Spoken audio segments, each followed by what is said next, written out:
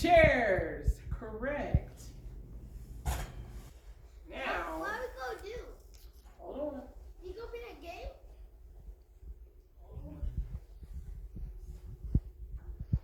Oh. Okay. Now, who can tell me what these are? Chairs. Mystery. A blanket on top of chairs.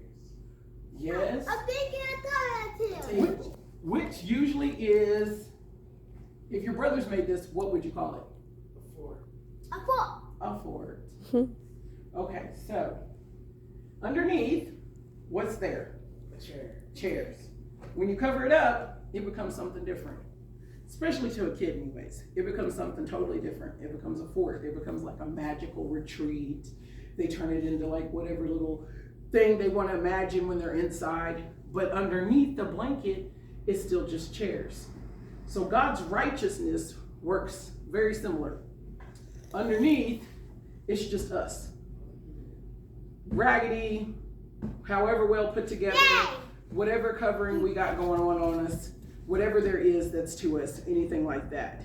But he takes his righteousness, it says in his word, I'm not a volunteer yet, I don't need you yet. You gotta go wait.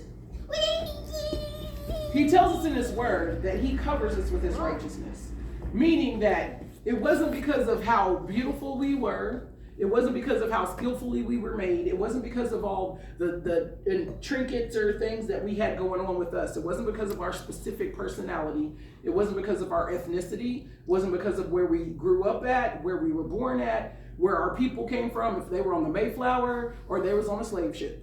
He didn't say none of that. He says that whoever we are, whatever we are, when we come into the kingdom of heaven, when we ask him into our hearts, that he then takes his righteousness, not ours. See, sometimes in church it's preached that we're supposed to live in righteousness, we're supposed to be righteous. It puts this real burden on us that we're supposed to like be flawless, we're supposed to know how to walk out of sin, we're supposed to act a certain way, do a certain things. And yes, God calls us up to a standard of living. That is when he says in our word, like, do this, don't do this, blah, blah, blah, blah, all this different stuff. He wants us to live in that way. He wants us to strive to be better people. But he tells us when we come into the kingdom, as these chairs, just as we are, whatever we got going on, that he takes his righteousness, because he is righteous. He is perfect. He is all, the good. And he knows exactly what's right and what's wrong. He knows how the world's supposed to be put together. He knows how things are supposed to work. He takes his righteousness and he covers us up. And therefore he creates something new. We are no longer the old chairs. We're no longer our old person. We're no longer the old thing. Not because we did so much really good, great stuff, because we volunteered, because we gave at the food bank, because we went and helped the old lady across the street. And he doesn't say that. He says he has covered us with his righteousness and made us into something new. We're now a fort. No. But we're now something, a different creation in his kingdom. We're now something different, not because of our own efforts, not because of us being valuable or worthy or loved. Yet we are. We are valuable to him, we are worthy to him, and we are loved. He has chosen us, each and every one of us. He went to that cross, each and every one of us. But he tells us that it is his righteousness that makes us new. It is his covering that makes us into something new, that makes us into something beautiful, that it's not our doing, And I think that's important for some of the topics we talk about today.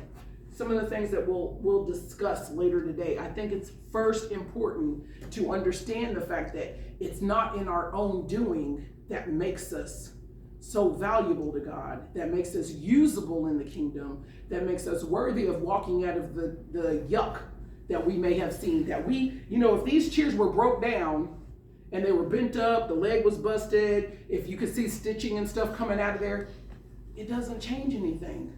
I talked about this on Monday, the fact that my boys will take cushions. They will take, the dog could have peed on the cushions. They don't care.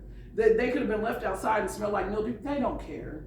They're going to take whatever they want to, and they're going to cover it with the blanket, and it's going to become a fort to them. Yay! It's not going to matter. Okay, I need my volunteer now. Without the phone. I need you to come and sit in one of the chairs. Now, if somebody saw your old shape, they saw who you used to be, and they still come to use you like they used to see you, like you used to be before God's covered you with his righteousness, it doesn't change his covering. If they said, well, you know, that person over there, they used to do this, that, and the other, that don't take off his clothing of righteousness. It did not change when he came and sat down in the chair and used it as a chair instead of a fort. The fact that he did not see it as a fort, he did not use it as a fort, did not change the fact that the covering was still there. God's righteousness doesn't move off of us because of the rest of the culture, because of the rest of society, because of our old group of friends or even our new group of friends. It doesn't change on us his clothing of righteousness, his covering of righteousness. The fact that he garments us with something does not change because we say no, because we don't like how we look that day, because we don't like our attitude, because we're being funky, because we decided to walk this way, walk that way, do this, be used in our old ways. It did not change his covering. That righteousness doesn't be removed. When God covers us with his righteousness, he covers us with his righteousness. And the only difference is us understanding what the purpose is. Get up off of me, I'm a fort, not a chair. When we know our purpose, then we can protect what it is that God has now covered and made new. Don't sit on me, I'm a fort. You can get inside, but you can't sit on me, I'm not a chair. I'm a fort, not a chair.